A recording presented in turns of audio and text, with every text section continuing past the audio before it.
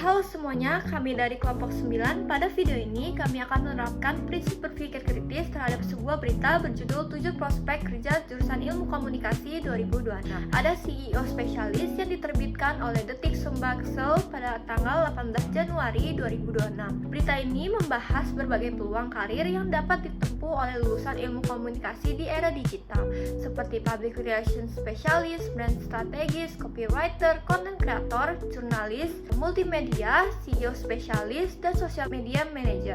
Tujuan berita ini adalah memberikan informasi kepada calon mahasiswa bahwa jurusan ilmu komunikasi memiliki prospek kerja yang luas dan tetap relevan dengan perkembangan teknologi. Selanjutnya, kami akan menganalisis berita ini menggunakan 6 kemampuan berpikir kritis. Oke, masuk di tahapan pertama dalam berpikir kritis adalah melakukan analisis terhadap isi berita. Menurut kami, berita ini memiliki pesan utama bahwa perkembangan teknologi digital meningkatkan kebutuhan tenaga kerja di bidang komunikasi. Nah, penulis menjelaskan bahwa hampir semua perusahaan kini membutuhkan tenaga profesional yang mampu mengelola komunikasi, membangun citra perusahaan, serta menciptakan strategi pemasaran digital. Namun, berita ini lebih banyak memberikan penjelasan deskriptif tanpa menyertakan data statistik mengenai tingkat penyerapan lulusan ilmu komunikasi atau proyeksi kebutuhan tenaga kerja di Indonesia. Akibatnya, pembaca itu memperoleh gambaran umum tetapi belum mendapatkan bukti yang kuat mengenai seberapa besar peluang kerja tersebut. Selanjutnya, kami mengevaluasi kualitas isi berita. Kelebihan berita ini adalah bahasanya mudah dipahami, informasinya relevan dengan kondisi saat ini, dan mampu memberikan wawasan kepada calon mahasiswa mengenai berbagai pilihan karir setelah lulus. Namun, berita ini juga memiliki kelemahan karena belum mencantumkan sumber penelitian, data ketenaga kerjaan, maupun pendapat pakar sebagai pendukung klaim. Selain itu, berita ini memuat beberapa jenis klaim. Contohnya, klaim fakta bahwa ilmu komunikasi tersedia di banyak perguruan tinggi, klaim sebab akibat bahwa perkembangan media sosial meningkatkan kebutuhan social media manager, klaim nilai bahwa lulusan ilmu komunikasi memiliki keunggulan dalam komunikasi digital, serta klaim kebijakan yang secara tidak langsung mendorong calon mahasiswa mempertimbangkan jurusan ilmu komunikasi.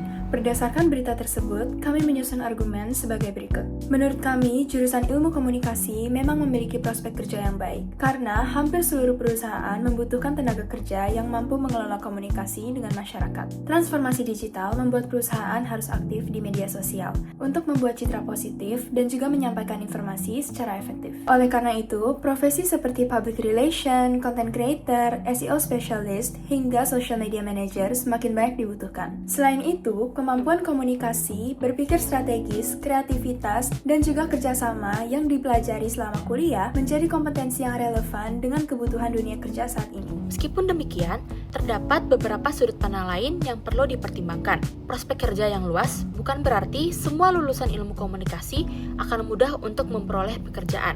Saat ini, persaingan kerja semakin tinggi.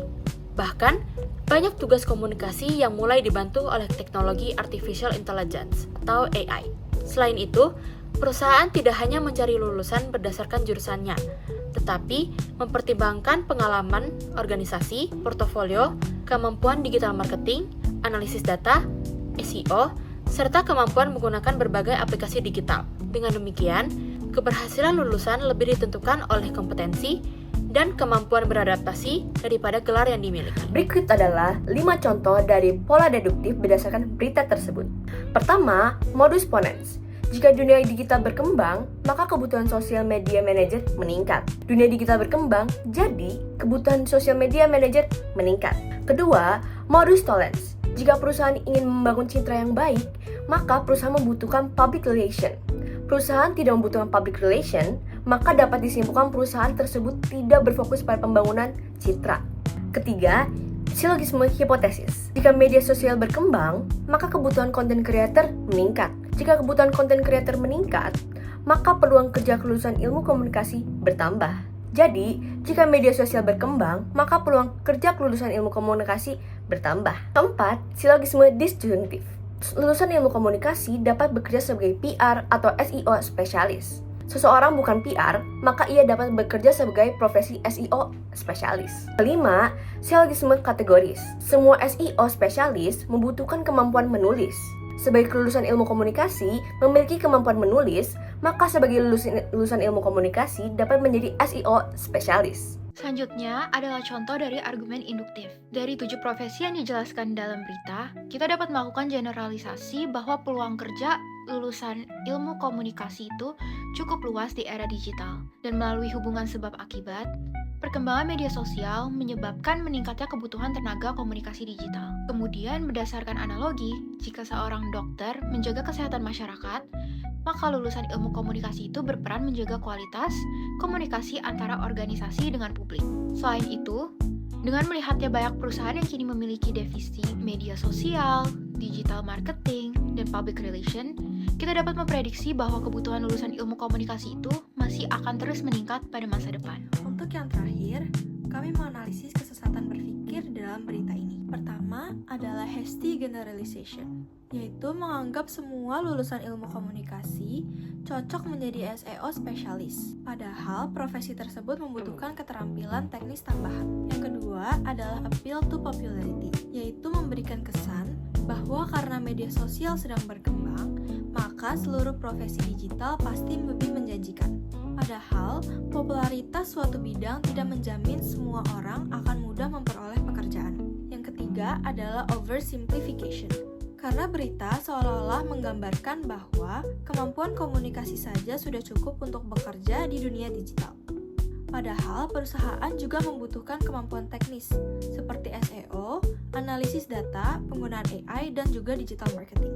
Sebagai kesimpulan, berita ini memberikan informasi mengenai prospek kerja lulusan ilmu komunikasi. Namun, melalui berpikir kritis, kami menyimpulkan bahwa informasi tersebut perlu dilengkapi dengan data yang lebih kuat dan harus dipahami secara objektif. Kesuksesan lulusan tidak hanya ditentukan oleh jurusan yang dipilih, tapi juga oleh kompetensi, pengalaman, dan kemampuan beradaptasi dengan perkembangan dunia kerja.